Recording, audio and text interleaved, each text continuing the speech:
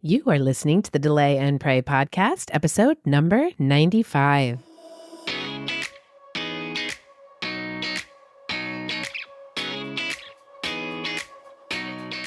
Welcome to the Delay and Pray podcast, where certified Catholic and weight loss coach Beth teaches you how to permanently lose weight through spiritual fasting. Get ready to gain faith and lose weight through a joyful transformation of both body and soul. Now, your host, Beth, the Catholic fasting coach.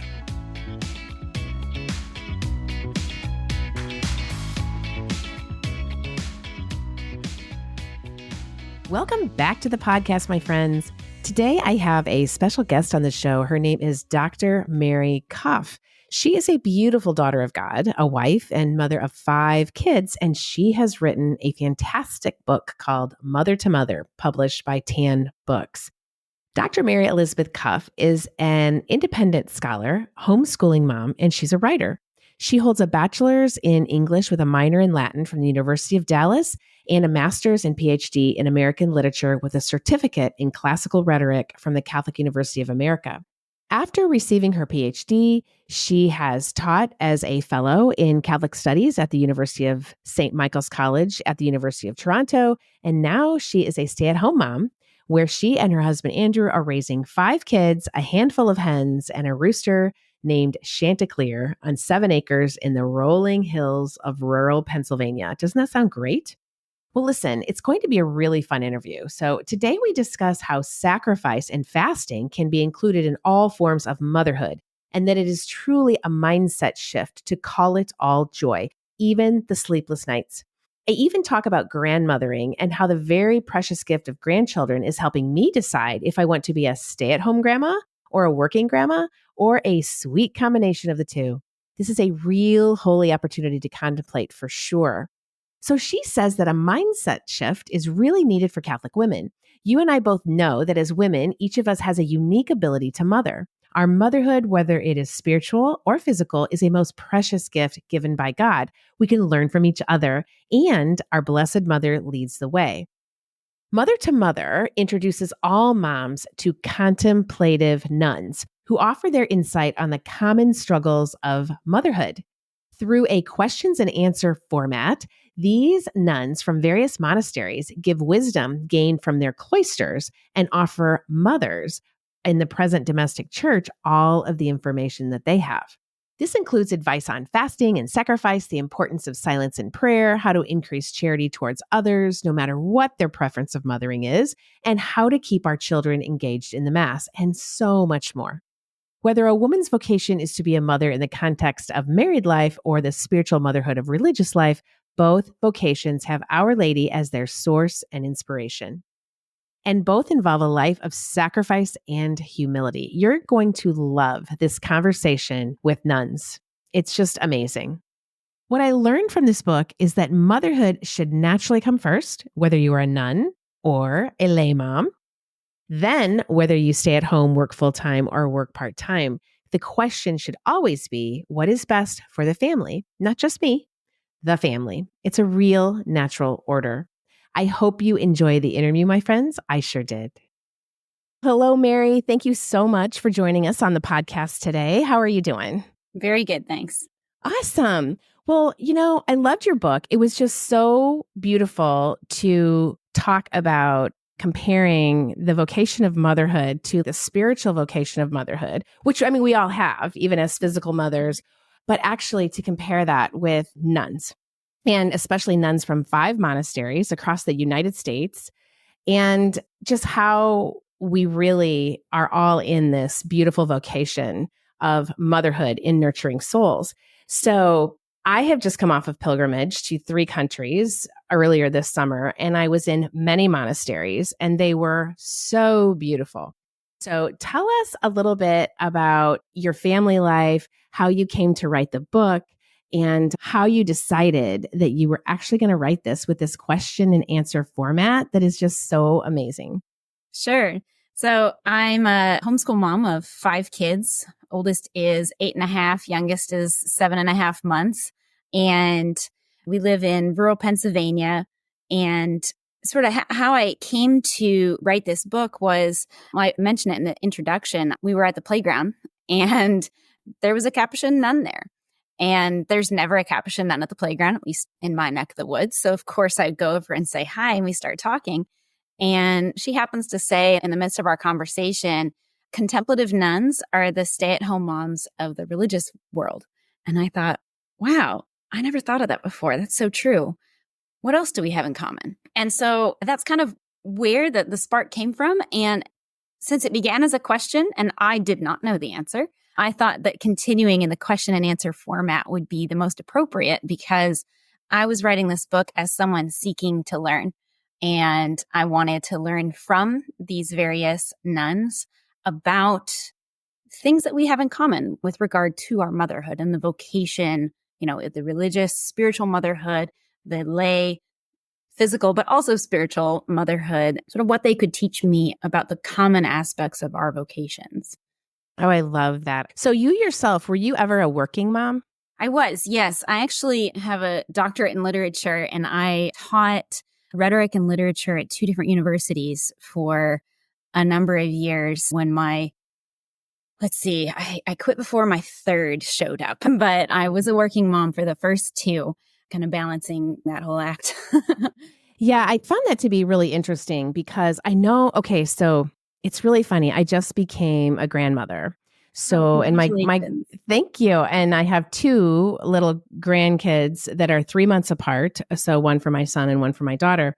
And it's kind of like I'm reinventing myself again. So I had to decide, am I going to be a stay-at-home grandma, or am I going to be a working grandma, or am I going to be in between?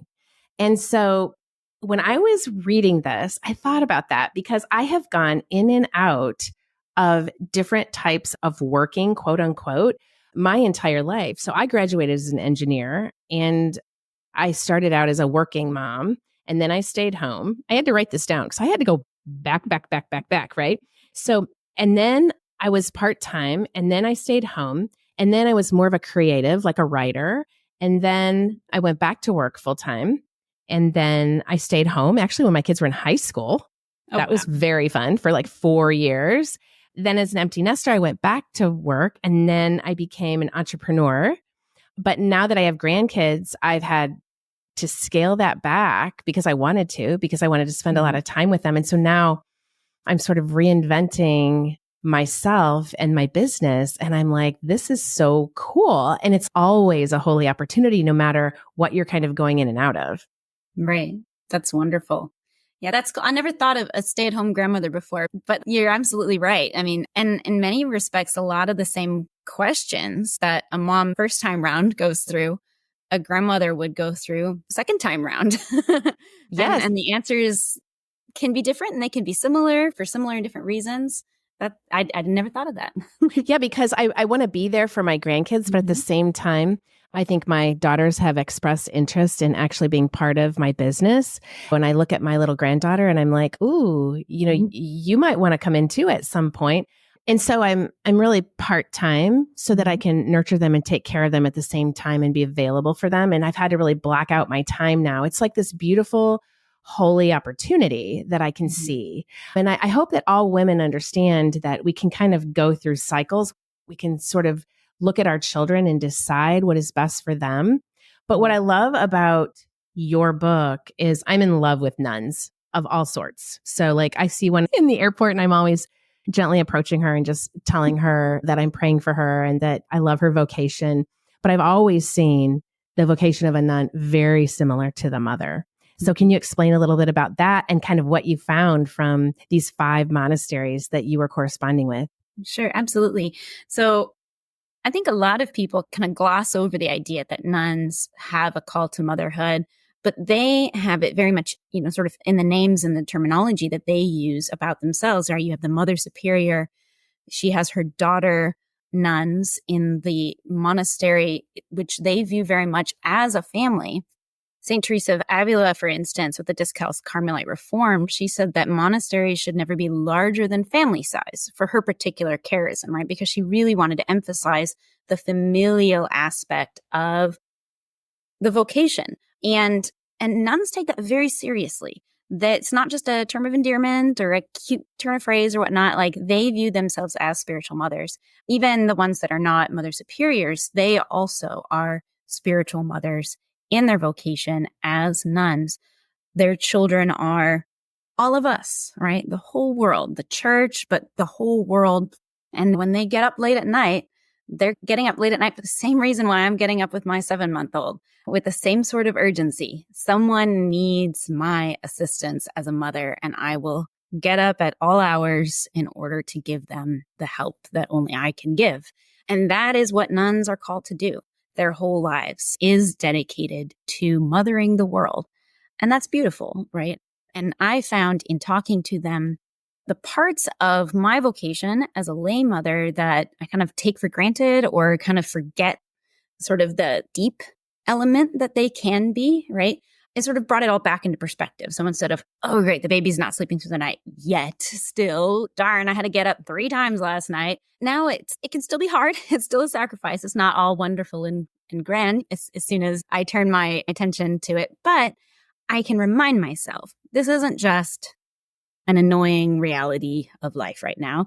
This is an opportunity to go deeper and reach higher when it comes to my own spirituality, my children's spirituality, provided I respond in the right way, right? If I get up with the child that needs me at night and I say, this is the sacrifice I am called to have, I embrace this, I accept this, and I will try to love this aspect of my vocation as it has been given to me as a gift, then it is a gift that I can then turn around and present to my child in the moment, but also to God and to the church as well. So in speaking to these nuns who reflect very deeply about the spiritual aspect of the physical actions of their vocation, it helps me remember that my physical actions in my vocation also have a spiritual component that I need to reemphasize. Oh, I do love that. You know, it's interesting because you're talking about a mindset shift of how you are considering a sleepless night or a crying baby. I've had 2 nights of sort of interrupted sleep a little bit because I've had my granddaughter for 2 full nights and 2 full days. Mom just came and picked her up and took her to the store because they're moving. And so I'm more tired. I could have prepared way more for this podcast. Instead, about a half an hour ago, I was slapping on makeup and putting on a top, and I was thinking of you. I was like, you know what? Mary's doing the same exact thing. Like, we're all just trying to make it. We're all just trying to get the information out there and inspire women that actually they can kind of go in and out of things. You know, when I was raising our kids, homeschooling really wasn't a thing. I would totally do that today. I would have tried it. I was a teacher, so I would have done it. But anyway, for you moms out there, you can kind of go in and out of cycles too, the stay at home or just depending on the needs of your children. And so don't feel like you're stuck ever. And just know that there's support for you everywhere. But also know that nuns are praying for you, because that's one thing that I did find in your book as well. So I want to just read something on page 48. It says, the mother of a family, be it religious or natural, has a critical role in determining the atmosphere of family life. This is this mindset shift that you're talking about. This means cultivating an atmosphere of warm charity, ready forgiveness, mutual respect, and appreciation in community, first by striving to practice these virtues herself. Her deep and genuine respect for each person has a permeative effect upon the climate of community life. Her courtesy, thoughtfulness, readiness to sacrifice for the good of all her sisters, her sincere interest in all that interests them, etc. So this was written by one of the nuns in one of the monasteries, but I think it applies to any mom.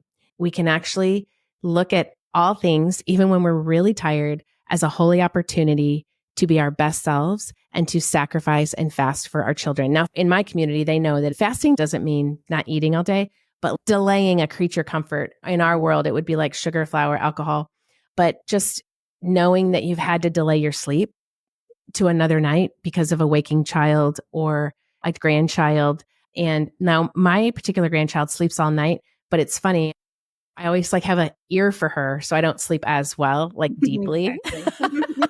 Because she never wakes up at night, believe it or not. But I mean, I'm always kind of listening for her, so I don't sleep quite as deep.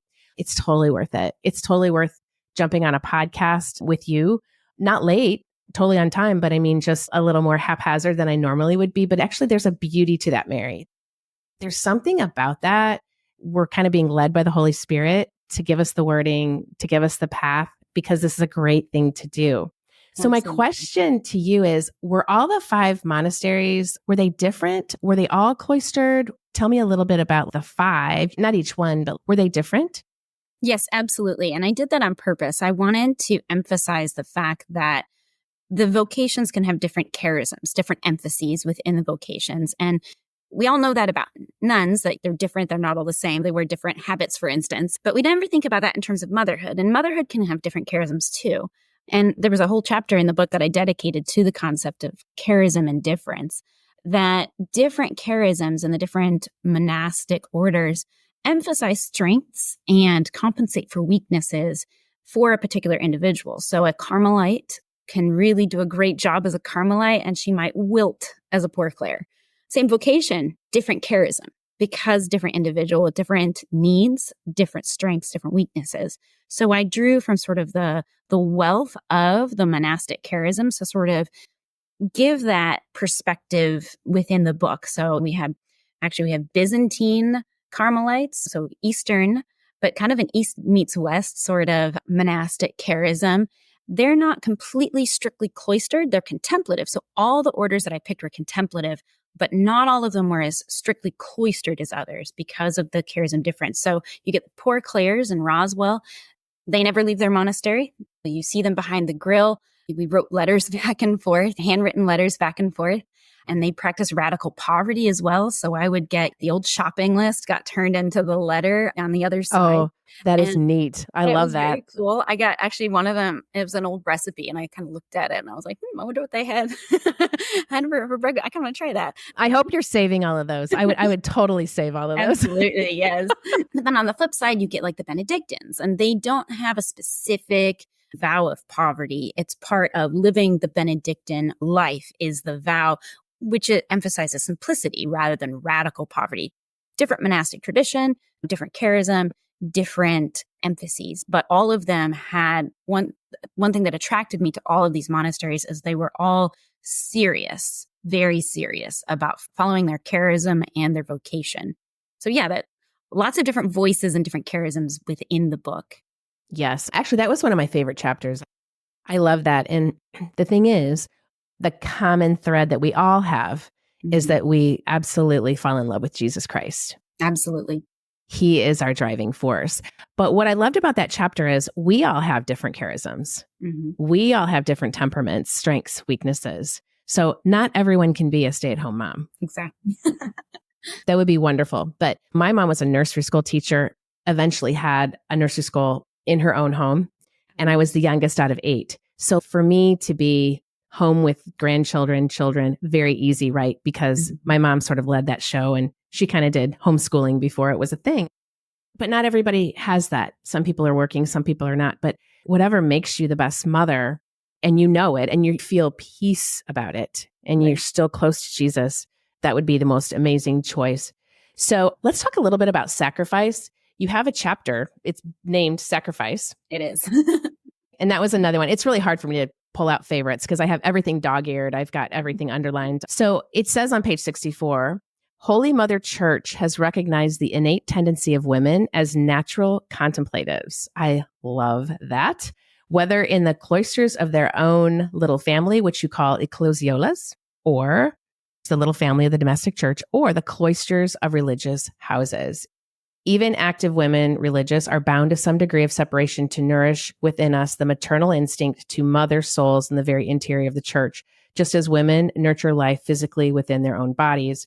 So here's the kicker. So everyone can really be a spiritual mother by her prayers, by offering sacrifice and daily works for the children she does not see, but whom she bears by faith.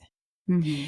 Yeah, that was so, so beautiful. And then after that, you have a prayer excerpted.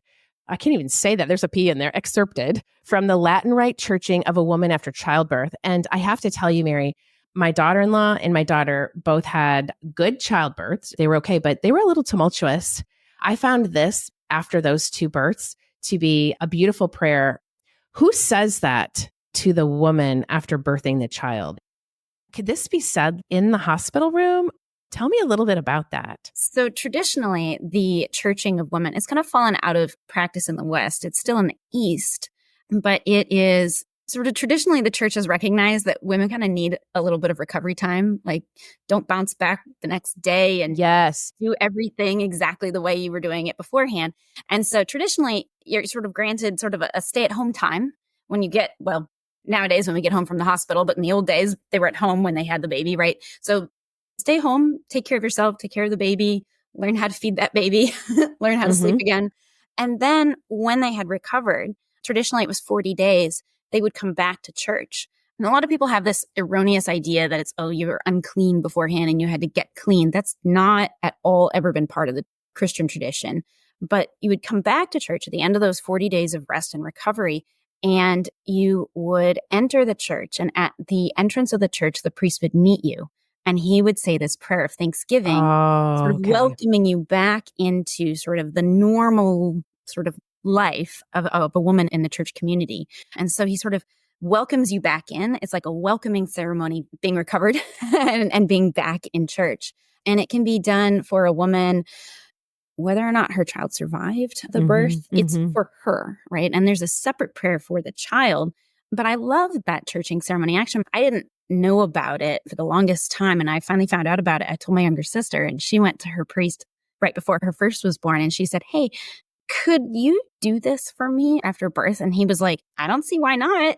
It's a valid ritual of the church. And so she printed it out and she gave it to him and they did it. And I think it's absolutely beautiful because so many times in sort of the modern world, we just sort of sneak back into the pew and life goes on. But it's this moment where the church can say, wow, thank you, God, for bringing this woman through this extremely intense, beautiful, but kind of scary and sometimes dangerous aspect of womanhood. And thank you for preserving her. And this is like the church welcoming her back from that experience. Yes, I love that, Mary. I had never heard that before. This was really new to me. Mary has this in her book. Okay, so it's on page 65, but let me read you the very end because it's so gorgeous. I just love it. So it says, let us pray. Almighty everlasting God, through the delivery of the Blessed Virgin Mary, thou hast turned into joy the pains of the faithful in childbirth. Look mercifully upon this thy handmaid, coming in gladness to thy temple to offer up her thanks, and grant that after this life, by the merits and intercession of the same Blessed Mary, she may merit to arrive together with her offspring at the joys of everlasting happiness through Christ our Lord.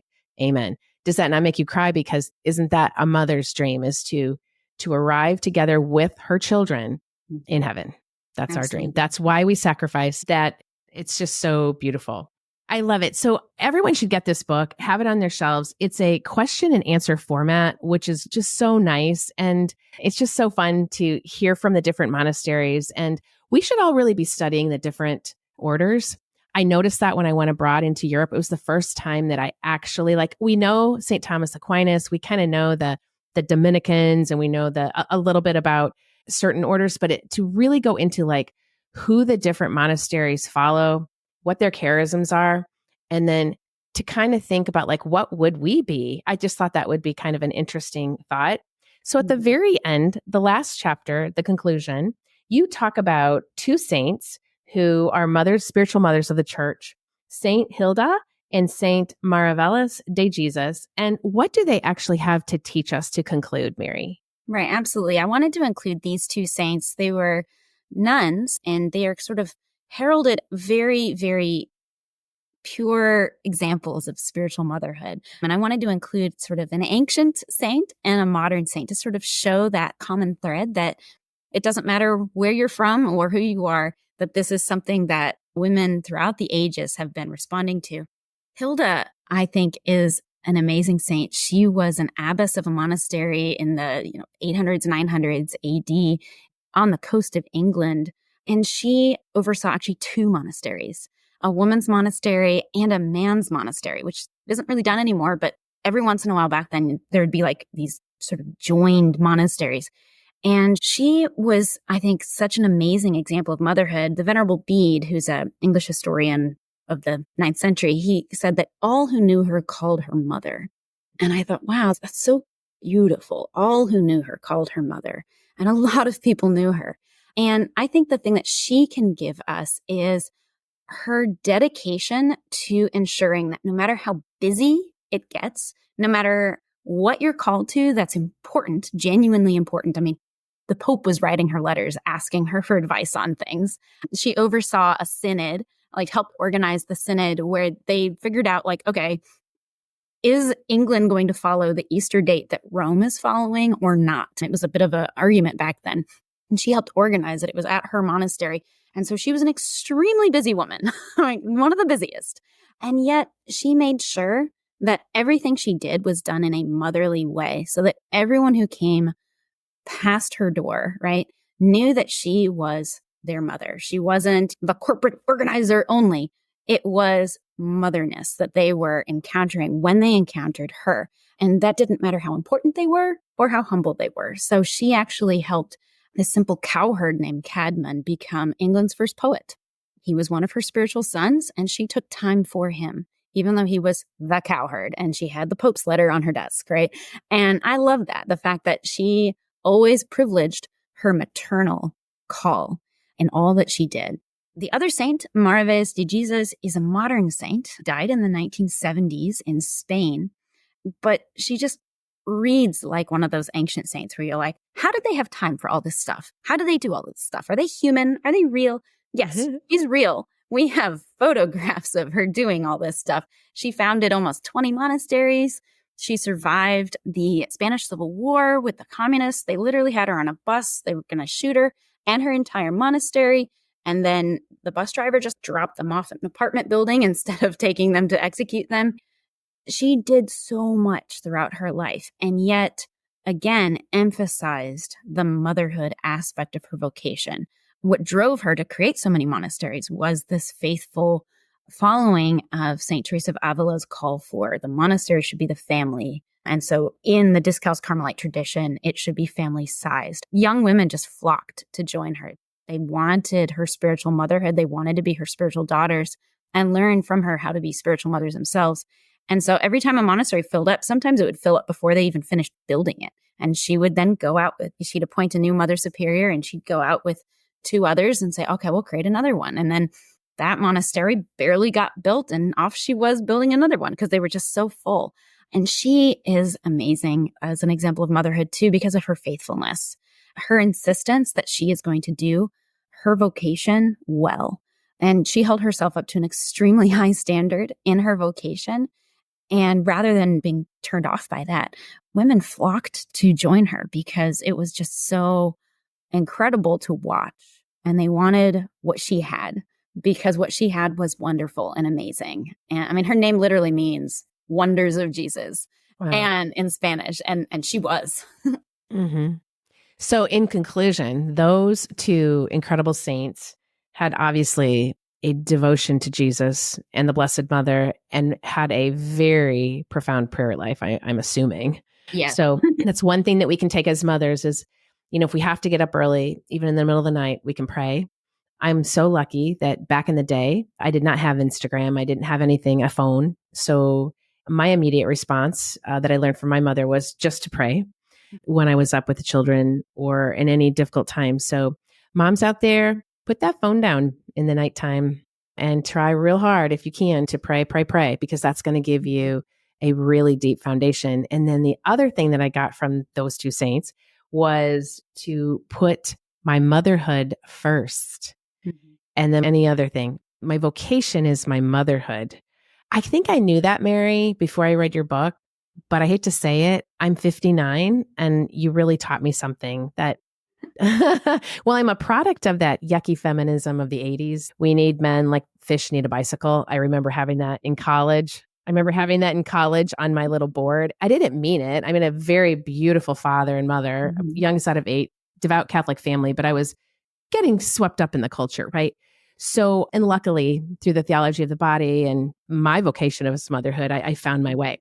But so I want everyone to know that what I learned mostly from this book, so much, but that my motherhood, my grandmotherhood is my first vocation. And what I want to fit in on top of that, that is best for my children and my grandchildren, then I go to adoration and I ask the Lord, what would you like me to do and he surely leads me down the path. But you can do a lot. That's what I want to say. Absolutely. You can do a lot. These nuns did it, right? And you're doing it. You have 5 kids and you're a writer and you're a stay-at-home mom and you're a homeschooling mom. And you can do whatever you're intended and supposed to do according to Jesus, right? Well, I think the important thing is to remember what Our Lady said. Say yes. Get in the habit of saying yes.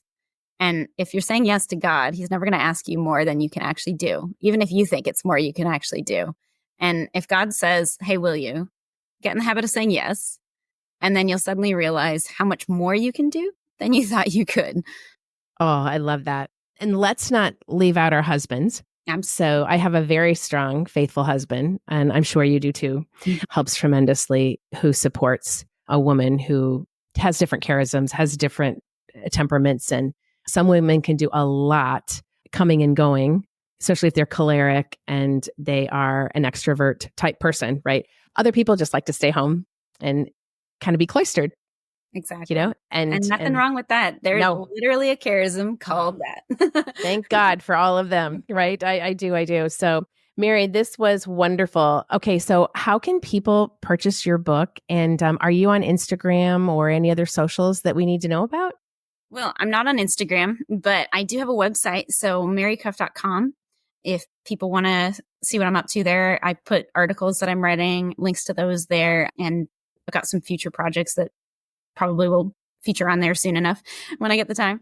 But you can buy the book at tanbooks.com, or they have it on Amazon. If people are more of a shop local in person, your local Catholic bookstore either has it on its shelves or they know how to get it. So you can go in and ask for it, say Mother to Mother, Spiritual and Practical Wisdom from the Cloister to the Home, Mary Cuff. I think actually it's Mary Elizabeth Cuff on the book cover, and Tan Books, and they will know how to get it, or it's already on their shelves. Wonderful. I love that. Well, thank you so much, Mary, for being with us. And I hope everyone gets this book and puts it on their shelf. Just read it. It's a sweet read that you can just highlight the things that really speak to you. And nuns have a lot to say to us. They always have. Some of my best friends are nuns. So it's a great thing. Thank you so much, and good luck to you, and God bless. Thank you very much. I hope you enjoyed this podcast on motherhood. Remember, prayer in the form of sacraments and contemplation must come first in your life if you are truly to be successful with spiritual fasting. I can show you how to do this. First, get my book, Delay and Pray, to begin your journey, and then come join us in the group coaching course. You can enroll right now. The doors are open. Also, please share this podcast with your friends if it was inspiring to you, so that others will hear the great message of Delay and Pray and build this spiritual fasting movement together. Have a great week, my friends. Keep praying and fasting, and I will talk to you next week. May God bless you and keep you always. If you are interested in learning more about spiritual fasting and permanent weight loss, then come join my course, Delay and Pray, a guided course for weight loss through spiritual fasting. You won't go through it alone either. I will be there to coach you every step of the way. This is a group coaching program where you are part of an amazing community of like-minded Catholics who have the same goal as you, to bring about miracles while losing that weight permanently through spiritual fasting. Your purchase includes an online course detailing what spiritual fasting is, how to do it, and all the tools you need to get you the results you're longing for. Head over to my website right now at thecatholicfastingcoach.com and get the details on how to join. And don't forget to follow me on Instagram, Facebook, Pinterest, and LinkedIn to always get the latest daily information to help you keep fasting, my friends. Can't wait to see you in there. May God bless you and keep you always.